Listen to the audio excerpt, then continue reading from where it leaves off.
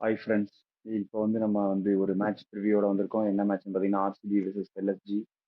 என்னன்னு பார்த்தீங்கன்னா வழக்கம் போல எல்எஸ்ஜி பேட்டிங்கை சொதப்பி 150 கூட அடிக்காம சுற்றி சுற்றி தோத்து போயிட்டாங்க.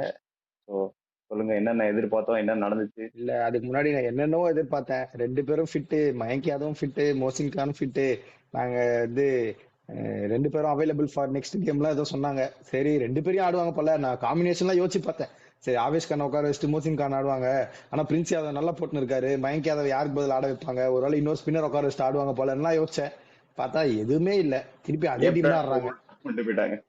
ஏப்ரல் ஃபூல் மட்டும் போயிட்டாங்க. திருப்பி அதே டீம் ஆடுறாங்க. அவங்க ஆனா எல்லாம் கொண்டு மயங்க் யாதவ் வந்தாவது. வந்து இல்ல, மயங்க் யாதவ் இம்பாக்ட்ல வச்சிருந்தாங்க இன்னைக்கு.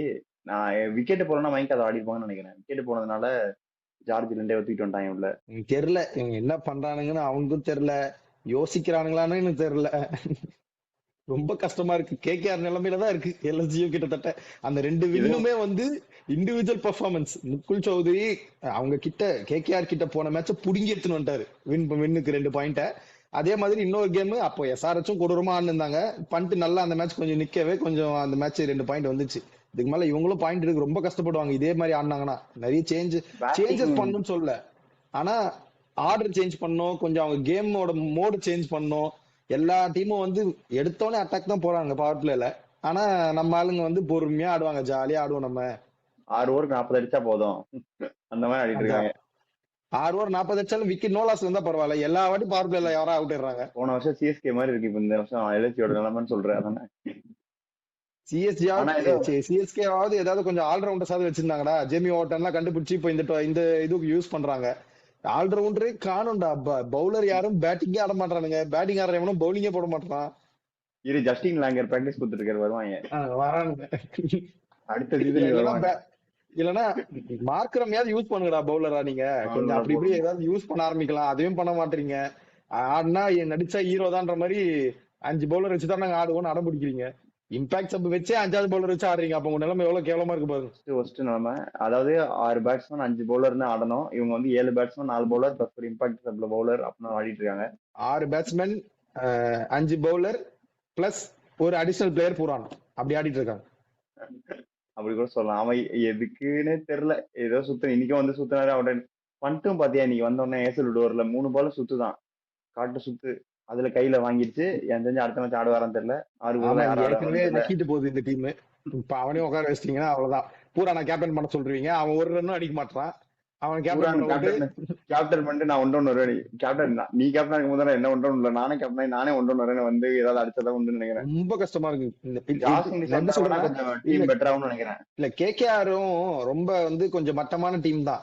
ஆனா அவங்க கேம் அது பாக்குற லெவலுக்கு இருக்கு. என்னால இந்த கேம் சத்தியமா நீ பார்க்கவே முடியல. ஒரு மாதிரி ரொம்ப டெட்லி ஸ்லோவா முடிஞ்சு போயிடுச்சுன்னு தெரிஞ்சிச்சு. ஃபர்ஸ்ட் பவர் பிளேலே தெரிஞ்சிச்சு. எல்எஸ்சி பவர் பிளேல பேட்டிங் ஆடும்போது தெரிஞ்சிச்சு கேம் முடிஞ்சிச்சு அங்கேயே. அதுக்கப்புறம் என்ன பண்ணாலும் திருப்பி அவங்கள உள்ள வர முடியாது. ஒரு இன்டென்ட்டே இல்லாம எதுக்கு ஆடுறோம் என்னன்னு தெரியல. கோயிங்கா வந்து திரும்ப குத்துனாதான் சரிப்பட்டு நினைக்கிறேன்.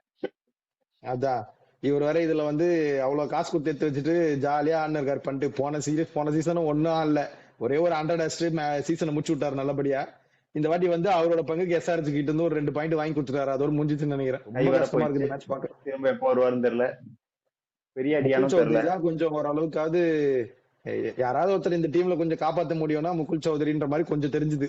மத்தபடி இன்னைக்கு வந்து பதோனியுமே ஸ்டார்ட் பண்ணது நல்லா தான் பதோனியுமே ஸ்டார்ட் ஆச்சு.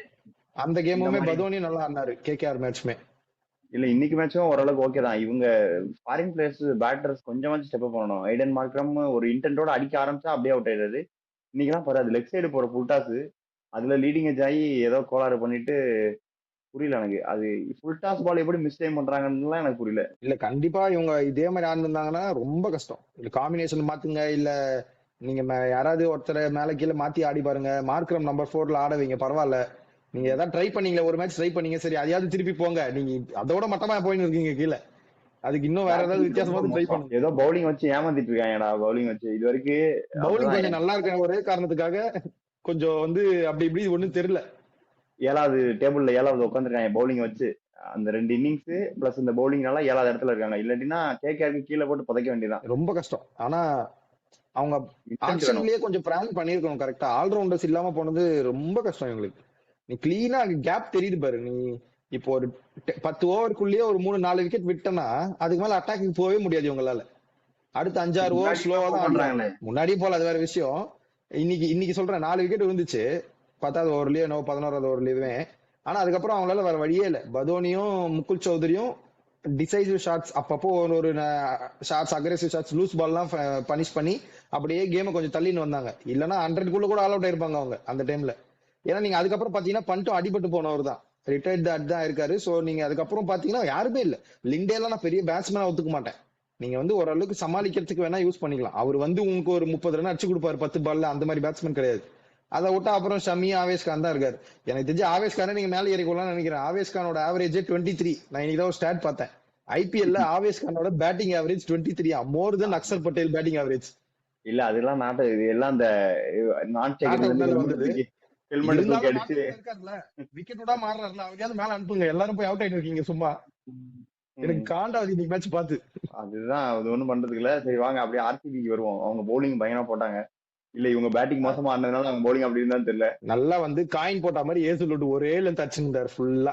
ஜாலியா வந்து அந்த லென்த், அவரோட பிளஸ் அதுதான். ஏசுலோட் is 100% back in this tournament. அவ்வளவுதான். அவர் ஃபிட்டா இல்லையா, ஒரு மேட்ச் ஆடினாரு இன்னொரு மேட்ச் உட்கார வச்சிட்டாங்க எல்லாம் இல்ல, வந்து காமிச்சிட்டு போனாரு. அவரு தேவையான மேட்ச்ல வந்து ஆட்டு போவேன். அதே லென்த் அவரோட ஹார்ட் லென்த் போட்டாரு. இல்ல அவங்களோட கரெக்டா பிளானே அதான் இருக்குன்னு நினைக்கிறேன்டா. பெங்களூர்ல ஆட வைக்கணும். ஏன்னா பெங்களூர்ல அவங்களுக்கு வந்து இந்த அந்த லென்த் போட்டு விக்கெட் எடுக்கிற பவுலர் வேணும் கண்டிப்பா. ஸோ வந்து ஏசலோட பெங்களூர்ல ஆடிட்டு மித்த கேமுக்கெல்லாம் ரெஸ்ட் கொடுத்துருவாங்கன்ற மாதிரி தான் தெரியுது. ஏன்னா இப்போதைக்கு அவங்க 3 மேட்ச் ஆடினதை பத்து பெங்களூர் ஆடினாங்க, வெளியே போகும்போது ஆடல, திரும்ப பெங்களூர் ஆடி இருக்காங்க. அந்த பிளான் தான் அப்புறம் இருக்கும்னு நினைக்கிறேன். ஸ்பெஷல் மென்ஷன் டு ரசிக் தார். நான் முன்னாடி நினைச்சேன் மேபி ரசிக் தார் உட்கார வச்சுட்டு மங்கேஷ் யாதவ் யாராவது ட்ரை பண்ணுவாங்க. ஏன்னா ஆர்சிபி இங்க ஆறுனால, ஏன்னா ஏசுலுட் வந்துடுறாரு. சோ நீங்க இன்னொரு சேஞ்ச் வேணா பண்ணிக்கலாம். ஆனா ரசிக் தாரை பேக் பண்ணிருக்காங்க.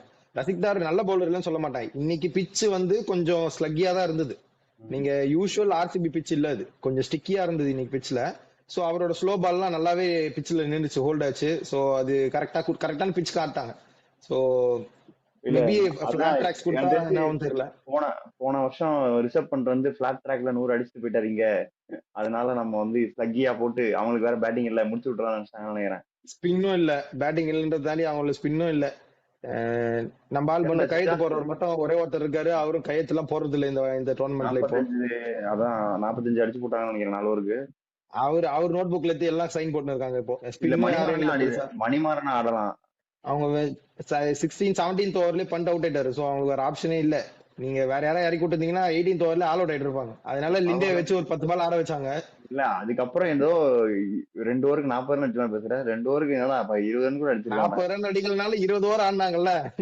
நீ லிண்டே எனக்காம அதுக்கு சித்தார்த் ஆடி இருந்தாலும் 20 ஓவர் அதுக்கு கூட அடிக்க மாட்டாங்க. அதுக்கு நீ சித்தார்த்த வச்சிருந்தானே பவுலிங் போட்டுருவான் நடுவுல. இப்ப ஸ்டார்ட்ல கூட யூஸ் பண்ணலாம் சித்தார்த்த. அவர் விராட் கோலி விக்கெட் எல்லாம் ஏற்கனவே எடுத்துட்டு வேற செஞ்சிருக்காரு. சோ நீ யூஸ் பண்ணிருக்கலாம். இன்னும் கொஞ்சம் கேம் இழுத்துருக்கலாம். என்ன சொன்னாலும் கேம் முடிஞ்சிச்சு. கொஞ்சம் இழுத்துக்கலாம். நீ சொன்ன அது மாதிரி வேணா ட்ரை அது பண்ணிருக்கலாம். Right hander heavy line up அது. படிக்கல நீ தூக்கிட்டேன்னா அவ்வளோ ரைட் ஹேண்டர் ட்ரை அவ்வளோ பண்ணிருக்கலாம். சீரியஸா சித்தார்த் ஆட ட்ரை பண்றதுக்கு நீ மயங்க் யாதவுக்கு ஒரு கோ கொடுத்துருக்கலாம். என்ன பண்றேன்னு பாக்கலாம், எப்படி இந்த கேம் முடிஞ்சிச்சு, சும்மா வந்து போடுன்னு அவனையாவது போட விட்டுருக்கலாம் கொஞ்ச நேரம். அது வந்து மயங்க் யாதவ் இப்போ முதல் மேட்ச் ஆடுறான்னு வச்சுக்கேன், அவன் கான்பிடன்ஸ் முதல் மேட்சே அடிச்சு போட்டாங்கன்னா கான்பிடன்ஸ் போயிடும். ஏன்னா 140ல மயங்க் யாதவ் ஆமா, ஒரு இந்த கேம் உட்காந்து பெஞ்ச்ல பார்த்தா மட்டும் ஃபுல் கான்பிடன்ஸ் வந்துடும். இல்ல இல்ல சும்மா அவர் பெர்ஃபார்ம் கேம் டைம் கிடைக்கும்ல. நீங்க இப்போ அது வந்து கிடைக்கும். சுச்சுவேஷன் வந்து அடுத்த கேம் இருக்குன்னு வச்சுக்கோ, 4 ஓவர் 40 இருக்கு, 40 அடிக்கணும்னு இருக்கு அந்த டீமுக்குன்னா, அப்ப வந்து போடுற ப்ரெஷர் வேற.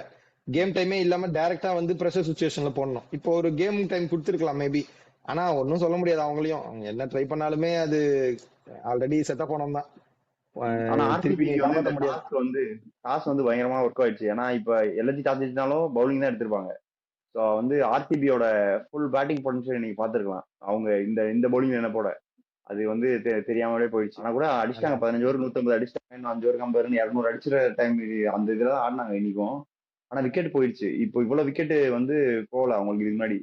சிஎஸ்கேவோட 250 அடிச்சப்போ 3 விக்கெட் தான். போன மேட்ச் மும்பையோட 2 விக்கெட்டோ 3 விக்கெட்டோ தான்.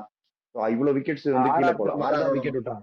ஆர்ஆரோட மட்டும் தான் விக்கெட் போச்சு. ஸோ அவங்க நல்ல பவுலிங் போடணும்னா கொஞ்சம் விக்கெட் விடுறாங்க. அது தெரியுது. ஆனா ரொம்ப கஷ்டமா இருந்தது இந்த மேட்ச் பார்க்க நிஜமா. ஏதாவது எல்எச்சி பண்ணியே ஆகணும் அவங்க திங்க் டேங்க். வேற வழியே இல்ல. இல்லைன்னா ஆனா இல்லைன்னா ஆவேஷ் கான்ஸ் பிரெட்ஸ்கியாவது ட்ரை வந்து பண்ணுங்க. எப்படியும் 3 ஃபாரினர்ஸ் தான் ஆடுறீங்க. பிரெட்ஸ்கியாவது ஏதாவது ஒரு ஸ்பாட்ல ட்ரை பண்ணி பாருங்க. ஏதாவது ஒன்று வித்தியாசமா பண்ணாதான் உண்டு. அது வேணா பண்ணலாம். எப்படியும் 5 பவுலர் தான் ஆடுற முடிவாகி போச்சு. பிரெட்ஸ்கியை தூக்கி நடுவில் சொருகி பார்க்கலாம். ஏதாவது அவர் வேற ஆஃப் சைடு அடிச்சுனே இருப்பாரு ஜாலியா. அதையாவது பண்ணி பார்க்கலாம். ஆனா ஆவேஷ் கானுக்கு வந்து ஒரு பாராட்டுக்கள் சொல்லி ஆகணும். நல்லா பவுலிங் போட்டாப்படி.